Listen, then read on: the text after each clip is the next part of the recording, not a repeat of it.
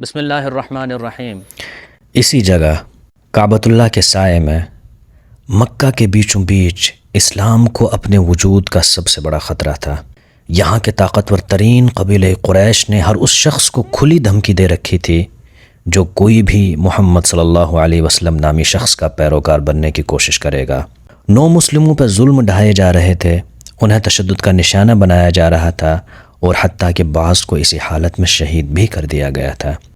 ایسے پرخطر حالات میں ایک سوال پیدا ہوا کہ آخر مسلمان کہاں ملیں، کہاں پر بیٹھ کر وہ اس نئے دین کی تعلیمات کو سیکھ سکیں جہاں قریش اور مکہ کے کافر نہ تو ان کا پیچھا کر سکیں اور نہ ہی ان پر حملہ کر سکیں۔ اس سوال کا جواب نہ تو کوئی قلعہ تھا نہ ہی کوئی چھپا ہوا غار۔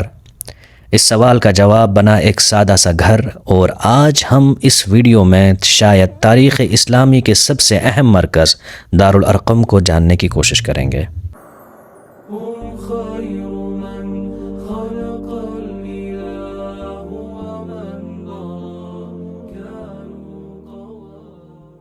دارالارقم تھا کہاں؟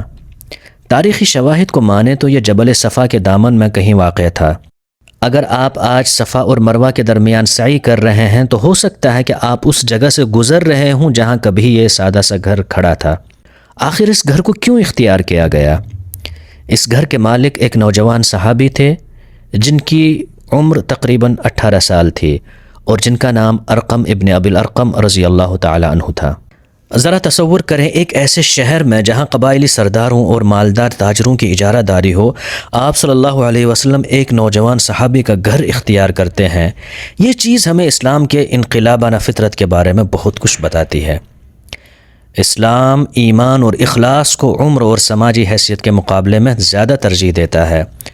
حضرت ارقم اس گھر کے مالک ہونے کے ساتھ ساتھ بنی مخزوم قبیلے سے تعلق رکھتے تھے جو کہ قریش قبیلے کی ایک شاخ تھی، جس کی وجہ سے اس قبیلے کو اور اس قبیلے کے لوگوں کو ایک خاص حمایت حاصل تھی۔ کون سوچ سکتا تھا کہ اس قبیلے کا ایک اہم فرد اپنے ہی قبیلے کے سرداروں کے خلاف دشمنوں کو اپنے گھر میں جگہ دے رہا ہے؟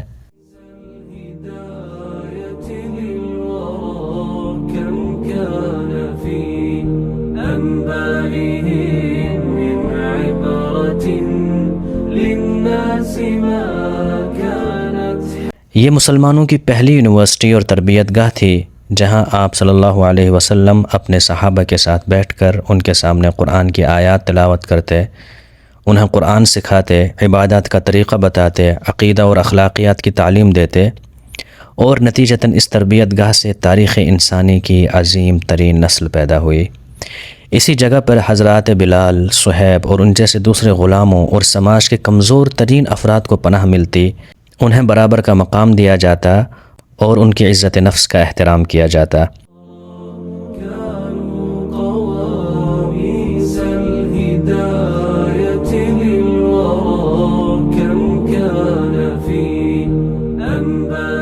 اسی مرکز سے بہت سے اہم فیصلے کیے گئے، جن میں سب سے اہم حبشہ کی طرف ہجرت کرنے کا اسٹریٹجک فیصلہ تھا تاکہ کفار مکہ کے ظلم سے نجات ملے۔ حقیقت میں اسلام کے بہت اہم واقعات اس گھر کی وجہ سے رونما ہوئے۔ یہیں پر حضرت عمر رضی اللہ تعالی عنہ نے اسلام لانے سے پہلے آپ صلی اللہ علیہ وسلم کو قتل کرنے کا ارادہ کیا تھا۔ ان کی بہن اور بہنوئی اسلام قبول کر چکے تھے۔ جب حضرت عمر کو پتہ چلا تو آپ نے ان کو زد و کوب کیا اور نتیجتاً قرآن کو دیکھنے کے بعد اس گھر میں آئے اور آپ صلی اللہ علیہ وسلم کے ہاتھوں اسلام قبول کیا۔ حضرت عمر رضی اللہ تعالیٰ عنہ کے اسلام لانے سے مکہ میں قوت کا توازن پھرا، جس کا صحرا بھی اسی گھر کو جاتا ہے۔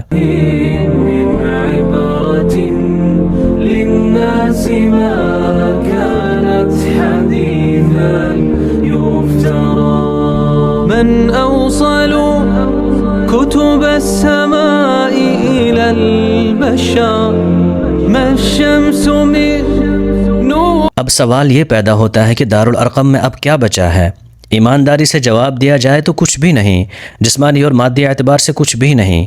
اس گھر کی اصلی جگہ تو مسجد حرام کے ان ماربل کے پتھروں اور مسجد حرام کی ان دیواروں کے نیچے کہیں دب گئی ہے۔ آج جہاں ہم چل رہے ہیں ہو سکتا ہے وہ گھر یہیں کہیں رہا ہو، لیکن اگر دیکھا جائے تو اس میں گہری حکمت چھپی ہوئی ہے۔ گھر تو ختم ہو گیا کیونکہ اس گھر کی اب کوئی ضرورت نہیں۔ جو آواز کبھی اس گھر میں چھپ کر آہستہ سے نکلتی تھی، وہ آواز دنیا کے ہر کونے سے، مسجدوں کے میناروں سے دن میں 5 مرتبہ بلند ہوتی ہے۔ جو معدود چند لوگ یہاں جمع ہوئے تھے، ان کی تعداد اب لاکھوں، کروڑوں اور اربوں میں پہنچ چکی ہے۔ اللہ اکبر، اللہ اکبر، اللہ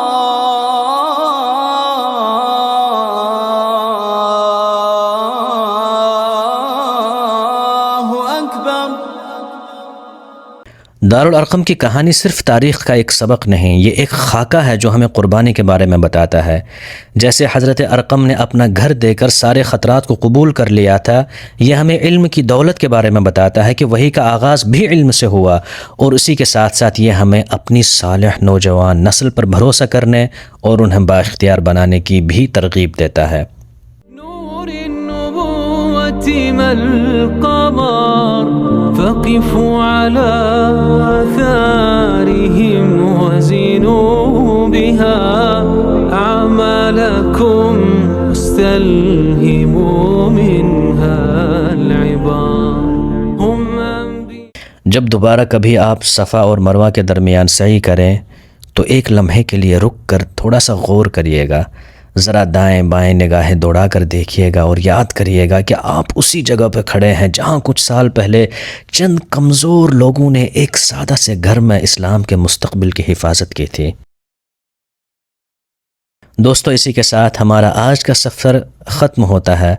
اگر آپ کو کچھ نیا لگا ہو یا یہ کہانی آپ کے دل کو چھو گئی ہو تو اس ویڈیو کو ضرور لائک کریں، ہمارے چینل کو سبسکرائب کریں اور بیل آئیکن کو ضرور دبائیں تاکہ آپ کو ہماری آنے والی مزید ویڈیوز کے بارے میں بروقت اطلاع مل سکے۔ تب تک کے لیے خدا حافظ۔ السلام علیکم ورحمۃ اللہ وبرکاتہ۔